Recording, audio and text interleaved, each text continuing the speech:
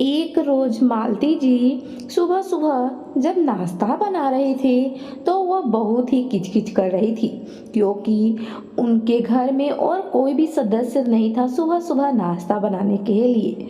तब उस पर उसके पति बोलते हैं, इतना किचकिच क्यों कर रही है, खुद अपने पे गुस्सा क्यों उतार रही है। उस पर मालती जी बोलती है, सुबह सुबह नाश्ता बनाना अब मेरे बस की बात नहीं है, अब मेरी उम्र हो चुकी है। उस पर मालती जी के पति बोलते हैं, तो दो दो बेटे हैं, एक बेटी है, शादी कर दो बेटों की, बहू आ जाएगी तो तुम्हें फिर नाश्ता का फिक्र नहीं रहेगा। मालती जी भी कहती है, आप सही बोल रहे हैं, अपने बेटों से बात करती हूँ। नाश्ते के वक्त अपने बेटों से वह बात करती है। दोनों बेटे शादी करने के लिए मान जाते हैं। अब लड़की ढूंढा जा रहा था। लड़की ढूंढते ढूंढते दोनों बेटों के लिए लड़की पसंद आ जाती है और कुछ ही महीनों के बाद दोनों बेटों की शादी साथ में ही हो जाती है। अब मालती जी सोचती है कि चलो अब घर का काम से मुझे आराम मिलेगा, लेकिन दोनों बहुएं आती है तो सुबह के 6 से 7 बजे तक सोई रहती है। मालती जी जब 7 बजे उठती है तो उन्हें लगता है कि कल तो दोनों बहुओं को समझाई थी कि किचन में 5 बजे उठकर नाश्ता बना देना है और घर की सफाई भी कर देनी है।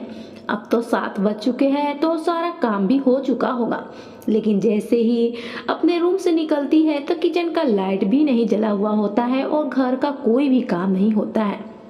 वो दोनों बहुओं को उठाती है और फिर उसके बाद सब काम करवाती है। ऐसा ही रोज का हो गया था। जब तक दोनों बहुओं को मालती जी नहीं उठाती तब तक नहीं उठती थी। वैसे तो सब नाश्ता 8 से 9 बजे करते थे, लेकिन सबका अलग अलग पसंद था, इसलिए 5 बजे से बनाते बनाते 8 तो बज ही जाता था। इसलिए मालती जी सुबह से लगी रहती थी और अपनी बहुओं को भी कह रही थी।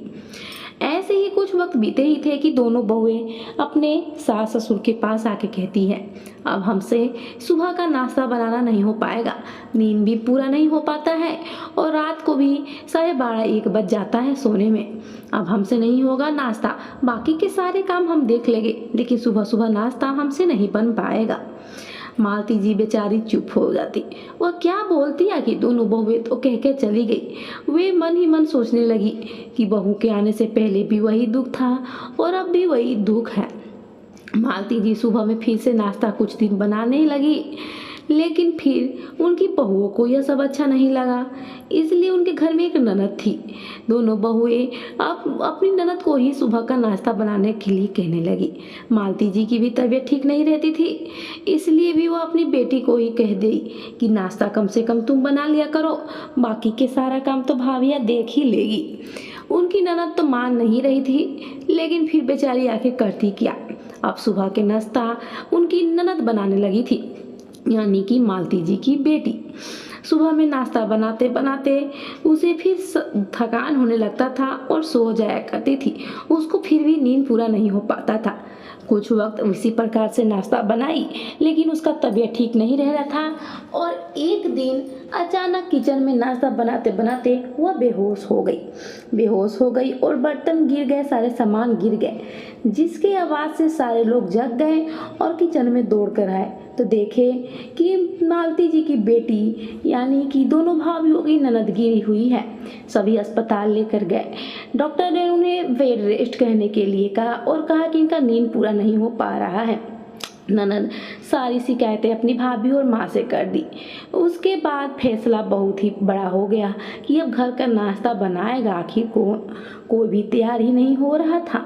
उस पर दोनों बहुएं बोलती है, माँ जी आखिर सुबह सुबह उठना ही क्यों है, सभी तो 9 बजे नाश्ता करते हैं, तो सभी लोग इत्मीनान से 7 बजे भी उठेंगे तो 8 बजे तक नाश्ता बन जाएगा और सभी को अलग अलग ही क्यों नाश्ता करना है, एक ही चीज़ नाश्ता करेंगे तो क्या हो जाएगा, कभी किसी के पसंद का कभी किसी के पसंद का बनेगा।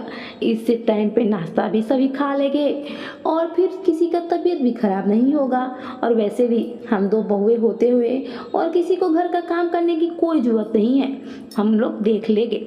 मालती जी भी अपनी दोनों बहुएं की बातों से सहमत हो गई और कोई भी कुछ नहीं बोला, सब चुप हो गए। अब हर किसी के पसंद का अलग अलग दिन नाश्ता बनता, कभी मालती जी के पसंद का तो कभी उनके पति, कभी दोनों बेटों के पसंद का तो कभी बहू तो कभी ननद। सबके पसंद का अब नाश्ता कभी न कभी बन ही जाता था। इस प्रकार से घर गृहस्थी अच्छे से चल रही थी।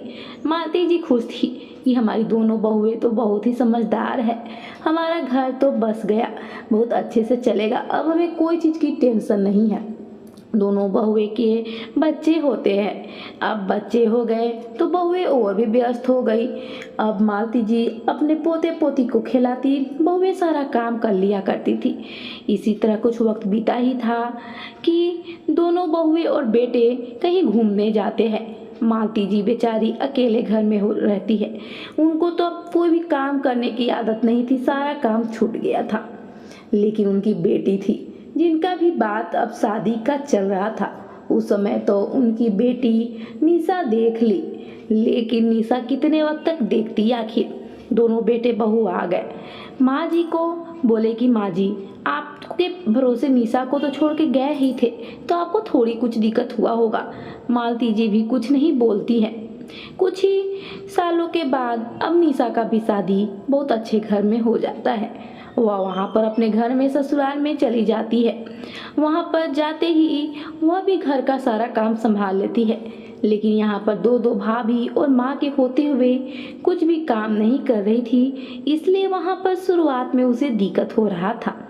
निशा की सास बहुत ही कड़क स्वभाव की थी। जब पहले दिन ही निशा किचन में खाना बनाने गई, खाना तो बना ली थी ढंग का, लेकिन नहीं बन पाया था। उसकी सास कुछ न कुछ नुक्स निकालते रहती थी और एक दिन ऐसा हुआ कि निशा की सास निशा को अपने घर भेज दी। बोली कि जब तक तुम अच्छे से खाना नहीं बना लोगी, नहीं आएगा, तब तक तुम मत आना। निशा रोते हुए अपने मायके आई थी।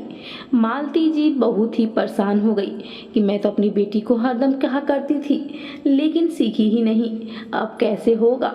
दोनों बहुएं कही माँ जी परेशान होने की क्या बात है, हम दोनों है ना, अपनी ननद को सिखला देंगे कि कैसे खाना बनाया जाता है। निशा भी अब मन से जुट चुकी थी अपनी भाभीयों के साथ खाना बनाने के लिए सीखने में, और वे 15 से 20 दिन में ही बहुत ही अच्छा खाना बनाना सीख गई। जब वह फिर से ससुराल गई तो बहुत अच्छे अच्छे खाना बनाकर अपनी सास को मना ली। सास भी बहुत खुश थी कि चलो मेरी बहू अब खाना बनाना सीख गई थी, लेकिन निशा के मन में कहीं ना कहीं एक दुविधा था कि मुझे खाना बनाने नहीं आया तो मेरी सास मुझे मायके छोड़ दी। कभी भी अब वह कहीं किसी भी गलती में वह ऐसा कर सकती है, इसलिए निशा अब अपनी सास से उखड़ी उखड़ी रहने लगी, बस घर का काम करती और उस अपने रूम में चली जाती थी। अब निशा की सास परेशान रहने लगी कि मेरी बहू तो ऐसी नहीं थी, ऐसा क्यों कर रही है।